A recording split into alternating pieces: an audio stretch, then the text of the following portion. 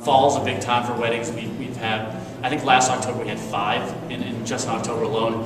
And they're really fun to work because everybody's so happy. I mean, people are getting married and everybody's just having a great time.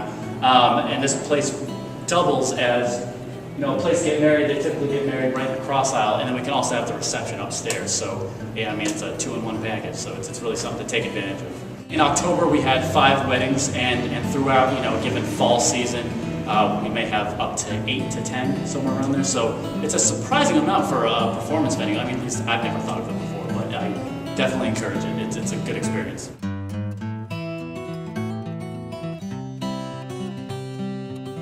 Here at the Granada, we have a cleaning crew which comes in after every performance. The facility assistants, myself and 2 others, actually maintain the performance in the interim between those scheduled cleanings. And it does become a bit of a hassle because we do sometimes cater to the Lowe's boxes. We have 4 on either side. And I mean, they'll have wine, they'll have little snacks, and after a show, believe it or not, it being such a nice place, we still find gum under the seats and every little bit of it. But yeah, so it takes a little bit to get the place looking back up to snuff and back to where it's looking nice again, but I mean, that's all part of the job.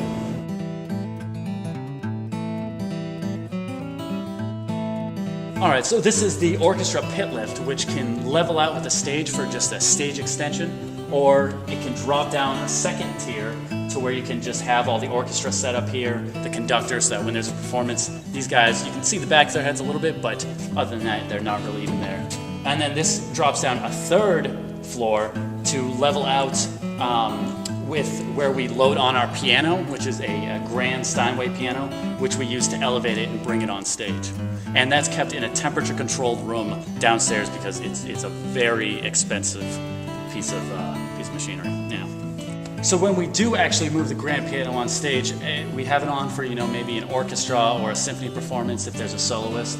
And after every single show, we'll move back on the lift, bring it back downstairs and into that temperature-controlled room just so we don't deal with warping or humidity or anything.